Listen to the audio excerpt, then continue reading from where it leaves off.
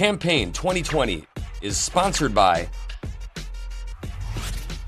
Wisconsin Hospital Association, Quick Trip,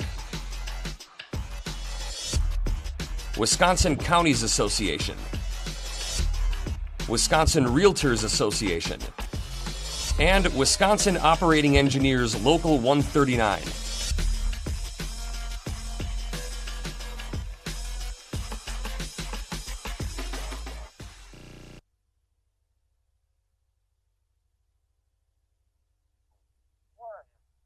Shaun Murphy-Lopez of Hillsboro is a Democratic candidate in the 49th Assembly District. Shaun, welcome to WisconsinEye.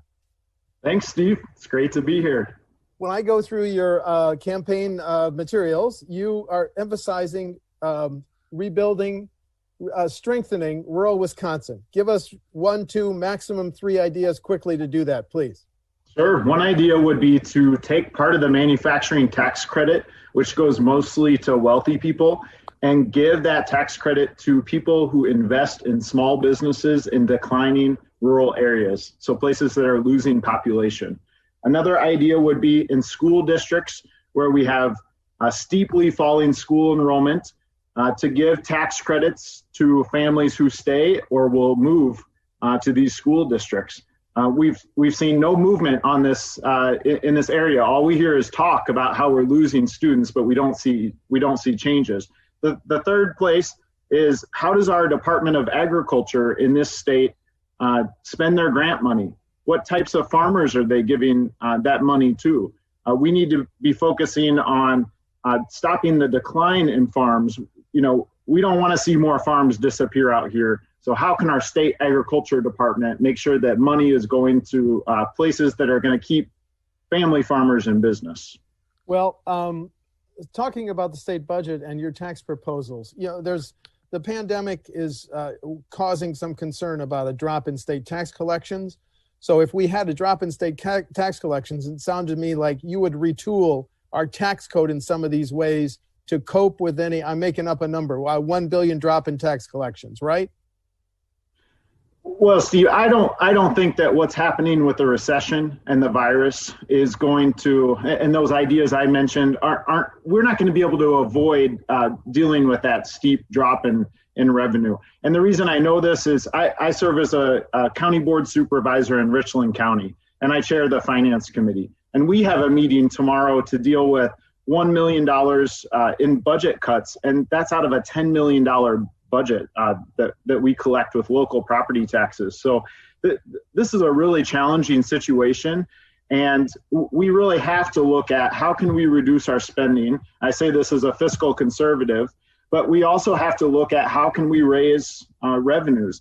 And we're doing that on the Richland County Board. We're looking at increasing our borrowing to deal with some of these things, mostly to start fixing our roads, because the state share of revenue for our local roads in Richland County has dropped so much. So you know, my main philosophy about this is, let's be transparent and open with the public and listen to them. Tell them the challenges we're dealing with, and then listen to what they think about the impacts that these cuts and that these increased taxes would have. Well, I find it very interesting that you serve on your county board, because one of my questions is, what about the limits and the caps on property tax levies that local governments have been living with for 20 years? Is it time to get rid of those property tax caps? We're a high property tax state. You know what? Those levy limits, who they treat the most unfairly is rural areas. And that's because the levy limits, as they're currently written by the legislature, they only allow taxes to go up at the rate with which new buildings go up in a locality. And in our rural areas, we don't have new buildings going up. So that means we have to keep our property taxes at a 0% change if we don't have any new buildings going up, which means every year we are either looking at doing cuts, dipping into our cash reserves, or borrowing money. So over in Iowa, you know, they dealt with something similar where their property taxes were starting to get too high. And what they did is they did levy limits, but they indexed it to the rate of inflation. I think something like that would be a lot more reasonable for our rural areas. These rural areas are getting squeezed dry by by these levy limits. And I mean, what happens is they can no longer fix their roads. They have to let people go who are working in your villages and your counties, employees who are plowing your roads and patrolling for safety. So that's why we have to look at a change here. Is it time to look at giving local governments bold new revenue options? If so, what revenue options should be considered? I'm open to this. I've heard about different ideas for taxing different goods that aren't taxed right now, or allowing there to be local sales tax. Right now, we already have county sales tax. You can add 0.5% to your 5% sales tax that the state collects, and we're already doing that. Almost every county is. So I'm open to those things, but I want to make sure that we're really looking at how that's going to affect hardworking rural people. Should we be increasing those taxes, or should we first be looking at putting more strict limits on some of the handouts that, say, those wealthy manufacturers get? So I want to make sure we're putting things in priority level here. When we look at raising new taxes, let's make sure we're looking at some of those people who have been getting a break for quite a few years now. Let's talk about COVID. 3 specific questions. The governor faces a September 28th decision to extend the mandatory mask edict statewide. Should that be continued, Shaun? In general, I support the governor's mask order, and it's pretty clear that helps reduce the spread of COVID. I think that we live in a really challenging time with a president who's sending a lot of mixed messages about masks. I've become confused. Other people have become confused who I talk to every day about this. But I think, I'm in Cassville right now. I've been door knocking. And Angie, the tavern owner of Sun Chasers here, got COVID. There was an article in the paper about her, and it was a really big challenge. And I had a cousin who almost died from it. We have to be really careful to protect each other. And I saw after the governor's mask order compliance go up, and I think in general that's good. But I think we also need to, have the courage to go on. We have to figure out how to go on with our lives as well. So how can we do that as safely as possible, protecting each other while keeping our businesses running? I think it's a balancing act, and I'm not always going to agree with everything the governor does, but I can pledge to people that I will sit down with him and I will talk with him. I'm not just going to threaten lawsuits. I think people are tired of hearing, lawsuits being thrown out.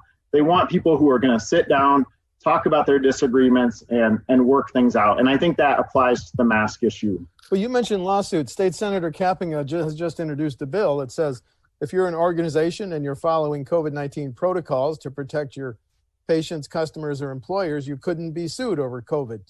Do you support that bill? In general, I think that sounds good. I mean, that makes common sense. I think that people who don't require masks right now in their businesses, they're opening themselves up to greater liability. And I think a lot of us, a lot of us who are business owners or who are working in government or employees or working in schools, we want to reduce that liability. And so, yes, of course, if someone is requiring everyone to come in their building and wear a mask, and they have the hand sanitizer out, and, doing common sense things that the health professionals are telling us to do right now, then yes, I don't think it makes sense that they should be able to be sued for, what would the grounds be? I'm not even quite sure, We've been watching hospitals nationally deal with the COVID-19 patients. If you're elected voting on the next state budget, should hospitals get an even greater priority than they may have in the current one? Steve, I thought about this question a little bit ahead of time, and I've knocked on thousands of doors and talked to so many people out here. I've never heard this topic come up once. What I hear people keep talking about is that they're tired of their politicians fighting with each other and not working together. They're not getting anything done. They're not doing any work. That's what I hear from a lot of people. Like, come on, let's get to work. We got problems. Let's work on fixing them. Also, I hear from people that their incomes aren't rising enough to meet their expenses. I talked to one person in Lancaster the other day, and they're working for $11 an hour at a factory and can barely pay the bills. That's the sort of stuff that people want the legislature to really appreciate what they're going through right now. And I don't really hear a lot of that. You don't even see them working at the Capitol. How many months has it been now? Okay. And I see from your website, you support the governor's People's Maps Commission to draw the next set of congressional and legislative district lines, correct? Oh, yeah, of course I do. I think that would be great. One thing, I want to read from the Wisconsin State Journal here, because I know you're going to be asking me how I'm different than my opponent. My opponent has fashioned himself as someone who is a big supporter of this. He said he's always supported Wisconsin moving forward to the Iowa redistricting model. And he authored legislation to make it a reality despite strong objections from leadership in his own party. Yet at the same time, he has voted against even debating fair maps and redistricting in the legislature. So something's going on here. It's been 10 years that we've been dealing with this. I sat down with Republican Dale Schultz, former state senator, who's a big proponent of fair maps. I asked him to explain this to me. He explained it in a way I could easily understand. We need more Republicans and Democrats getting something done. I really don't trust either party to draw the maps. There's too much at stake here. So we need something, but we also need some results. We need something to get done here. As states around Wisconsin legalize medical and recreational marijuana, what's your position, Shaun? I think medical marijuana is a no-brainer. That makes a lot of sense. I think with recreational marijuana, now we have neighboring Illinois and several other states that have legalized it. And I think we can learn a lot from them. So before we jump totally into the pool and do it all at once, I think we need to learn from some of the issues that have come up in those states. I'm definitely open to having that discussion with my constituents. I think we just want to make sure that we're able to keep productivity up and that people aren't getting addicted and issues like that. But at the same time, throwing people in jail for this, when we have alcohol being legal and tobacco being legal, I have some big concerns with that as well. So I'm open-minded, but we need to have some discussions, and I need to talk more with my constituents about the whole issue of policing reforms has played out nationally and in Wisconsin, in Kenosha, over the last few months. There's a lot of different bills being thrown around. Is there any policing reform that you think must be enacted? Any specific change? Well, I'm learning a lot right now. Like a lot of people, I'm watching what's happening on TV. I'm watching the debate nationally, and I pledged to, right after the election, convene a working group of people from my assembly district, people of color, and people in the law enforcement community, to take a look at all these different bills that are being circulated right now. And then let's figure out together what we can do to improve the safety of our residents here in Southwest Wisconsin. We're not all white either. We are mostly white, but we definitely have people of color here as well. Let's figure out what we can do to improve safety for all of our residents, no matter the color of their skin or their profession, if they're in law enforcement. So I've already been listening to both groups and learning a lot from them. We've definitely got some problems, and I think the law enforcement community sees that there's some changes coming, but we've got a lot to learn about law enforcement too. We already have training that happens at Southwest Tech. The deputy sheriff, I did a ride along the other day, and he does his training here locally. But there's a lot of, especially a lot of people of color, but especially Black people who live in our area who are very scared right now, and we need to hear them out as well. The governor's proposal last year to raise the gas tax, it didn't pass, but could you vote to raise the gas tax? Hasn't been changed in about 12 years, maybe more. My biggest concern about jumping in on raising the gas tax is we look at all these new highway expansion projects that are happening across the different parts of the state, but then we see our own roads falling apart here in rural Wisconsin. So, ever since the indexing went away for the gas tax, we've seen the results. We have worse roads out here in rural Wisconsin. But I want to make sure that we're guiding the Department of Transportation to put their priorities where they should be first, which is first on maintenance. After that, then yes, I'm open to the discussion about the gas tax. It probably does need to go up. As a Richland County board member, let me ask you this. Should local governments, when they plan major public works projects, should they have to give a preference to Wisconsin businesses? Well, tying this back to our earlier conversation about the challenges that we're dealing with in local government, I would have a hard time signing up for a requirement that local governments do that, especially because we have been squeezed so much. I'm a big supporter of using Wisconsin contractors and businesses.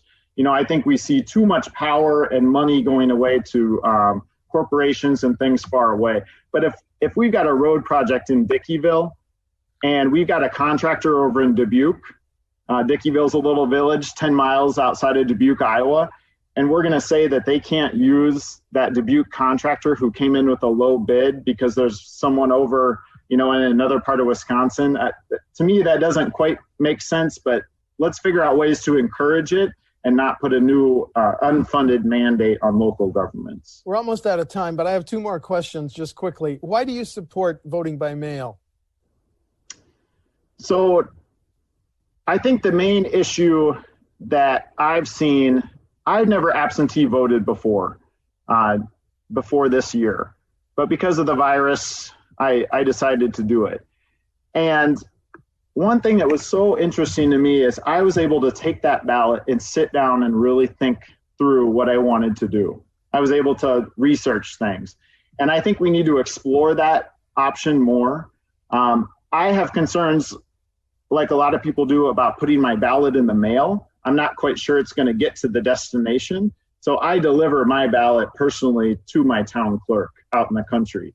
Okay. So I think we should be exploring the mail options. We're all living this right now. So let's explore it and figure out what we should be doing to especially increase involvement in voting and make sure we're all more informed when we're making our votes. And then finally, you've given us one difference with the incumbent that you're challenging. You want to highlight quickly one or two other differences?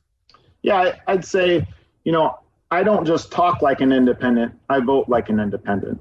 So, my opponent, Travis Tranel, he's a smart guy. He knows that our part of the state is very purple. We're famous for voting for Obama twice and then Trump. We voted for Walker several times and then Evers.